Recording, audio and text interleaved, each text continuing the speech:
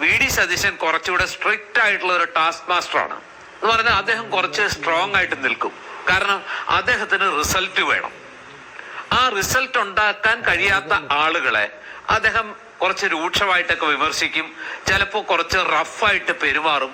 അദ്ദേഹത്തോട് ഇങ്ങനെ സൂത്രത്തിൽ നിൽക്കാൻ പറ്റില്ല. അദ്ദേഹം ഓരോരുത്തരെയും വ്യക്തിപരമായിട്ട് അളന്ന് ഓരോരുത്തരുടെയും കപ്പാസിറ്റിയും കാലിബറും എന്താണെന്ന് മനസ്സിലാക്കി ഓരോ ഉത്തരവാദിത്വങ്ങൾ ഏൽപ്പിച്ച് അത് എങ്ങനെ നിർവഹിക്കുന്നു എന്ന് പഠിച്ച് അദ്ദേഹം തന്നെ ഡയറക്റ്റായിട്ട് കളത്തിലിറങ്ങി കാര്യങ്ങൾ ചെയ്യുന്ന ഒരാളാണ്. വി.ഡി. സതീശൻ അഭിനന്ദിക്കാനും മിടുക്കനാണ്. ഇപ്പൊ നമ്മൾ തൃക്കാക്കര ഇലക്ഷൻ കഴിഞ്ഞിട്ട് അത് ഏറ്റവും നന്നായി പ്രവർത്തിച്ച ഷാഫി പറമ്പിലിനെയും അതുപോലെ തന്നെ രാഹുൽ മാങ്കൂട്ടത്തിനെയും അതടക്കമുള്ള വിഷ്ണുദാസ് അങ്ങനെയുള്ള ആ ചെറുപ്പക്കാരായിട്ടുള്ള നേതാക്കളെയെല്ലാം ആ ഇലക്ഷന്റെ ഫലം വന്നപ്പോൾ എങ്ങനെയാണ് ആശ്ലേഷിക്കുന്നതെന്നും അവരെ കെട്ടിപ്പിടിച്ച് മുത്തം കൊടുക്കുകയും തലയിൽ തലോടി ആ ഒരു സ്നേഹ വായ്പ പ്രകടിപ്പിക്കുന്നത് നമ്മൾ കണ്ടു.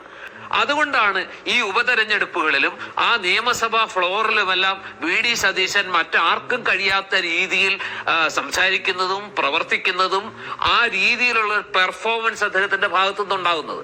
നേരത്തെ ശ്രീ മോഹൻ വർഗീസ് പറഞ്ഞു, അദ്ദേഹം ഒരു അക്കാദമിക് ഒറേറ്ററാണ്. വെറുതെ രാഷ്ട്രീയം മാത്രമല്ല പറയുന്നത്. അദ്ദേഹം സാഹിത്യം പറയും, സംസ്കാരം പറയും, മതം പറയും, ഏത് വിഷയത്തെക്കുറിച്ചും അദ്ദേഹം വായിച്ച പുസ്തകങ്ങളുടെ ഒരു വൈവിധ്യം, അതൊക്കെ അവതരിപ്പിക്കുന്ന ഒരു രീതി, ഒരു ആഴം, പരപ്പ്, അതിന്റെ ഒരു സമഗ്രത, ഇതൊക്കെ ഈ പാർട്ടിക്ക് പുറത്തുള്ള ഒരുപാട് ആളുകളെ ആകർഷിക്കുന്നുണ്ട്. ഇന്ന് പാർട്ടിക്ക് പുറത്തുള്ള ആളുകളെ ആകർഷിക്കാൻ അങ്ങനെ ഒരു ബ്രില്യൻസ് വി.കെ. കൃഷ്ണമേനോനൊക്കെ ഉണ്ടായിരുന്നു.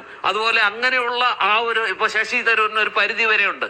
അത് വിട്ടു കഴിഞ്ഞാൽ പിന്നെ ആർക്കുണ്ട്? ഈ പാർട്ടിയുടെ ആ ഒരു കോറിനകത്തല്ല, പാർട്ടി പ്രവർത്തകരെ രാഷ്ട്രീയ വിശ്വാസത്തിന് അപ്പുറത്തേക്ക് ഇന്റലക്ച്വൽസിനെയും അതുപോലെ തന്നെ ചിന്തിക്കുന്നവരെയും വായിക്കുന്നവരെയും ഒക്കെ ആകർഷിച്ച് ആ കൂട്ടത്തിലേക്ക് ഒരു അനുഭാവം അല്ലെങ്കിൽ തന്നിലേക്ക് അടുപ്പിക്കാൻ കഴിയുന്ന മറ്റൊരു നേതാവ് ആരുണ്ട്? ഇത് പറയുമ്പോൾ ഞാൻ വി.ഡി. സതീശന് വക്കാലത്ത് പിടിക്കാന്നല്ല.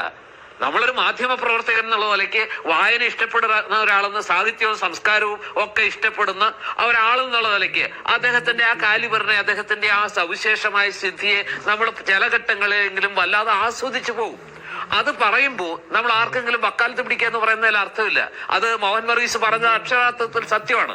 ഇത് തന്നെയാണ് മതങ്ങള്, കത്തോലിക്ക അല്ലെങ്കിൽ ക്രിസ്തീയ സഭകള് പല ഇതിലും അദ്ദേഹത്തെ വിളിക്കുന്നത്. അതിനകത്ത് മെത്രാപ്പോലീത്തമാർക്കോ പിതാക്കന്മാർക്കോ കഴിയാത്ത എത്രയോ മനോഹരമായിട്ടാണ് അദ്ദേഹം ഈ ബൈബിളിനെയൊക്കെ ക്രൈസ്തവ ദർശനത്തെയും വിമോചന ദൈവശാസ്ത്രത്തെയൊക്കെ ഉൾക്കൊണ്ട് സംസാരിക്കുന്നത്. അങ്ങനെ ആർക്ക് സംസാരിക്കാൻ കഴിയും?